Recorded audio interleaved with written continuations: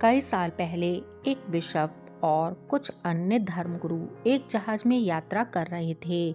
उनका जहाज एक विशाल समुद्र के बीच से गुजर रहा था।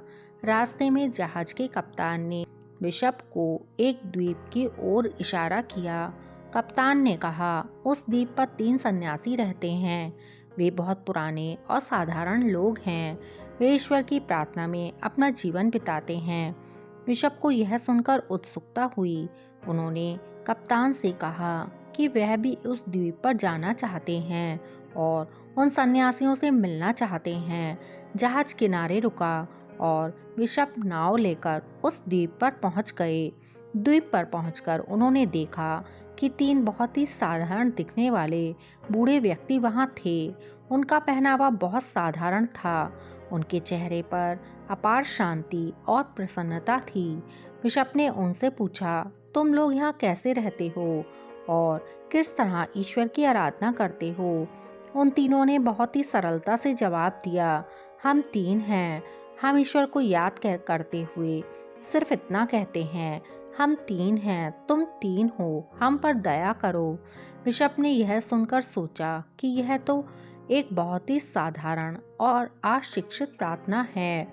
उन्होंने उन्हें सिखाने का निश्चय किया कि सही प्रार्थना कैसे की जाती है। बिशप ने तीनों सन्यासियों को ईसाई धर्म की औपचारिक प्रार्थना सिखाई। उन्होंने उन्हें प्रभु की प्रार्थना याद करवाई।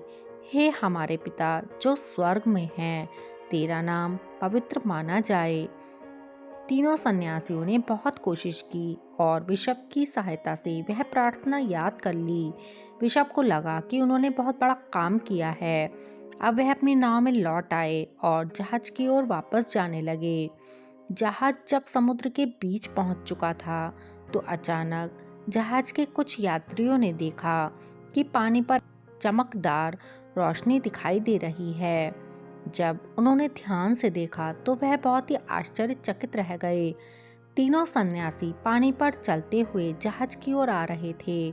उनके चेहरे पर कोई डर नहीं था, केवल शांति और दिव्यता थी। जब वे जहाज के पास पहुंचे तो उन्होंने बिशप से कहा, हे पवित्र व्यक्ति, कृपया हमें क्षमा करें। हम उस प्रार्थना को भूल गए हैं जो आपने हमें सिखाई थी। क्या आप हमें दोबारा सिखा सकते हैं? यह सुनकर बिशप भाव विभोर हो गए। उनकी आंखों में आंसू आ गए। उन्होंने सन्यासियों के आगे अपना सिर झुका लिया और कहा, आपको कोई प्रार्थना सीखने की आवश्यकता नहीं है। आपकी सरल प्रार्थना ही ईश्वर तक पहुंचने के लिए पर्याप्त है।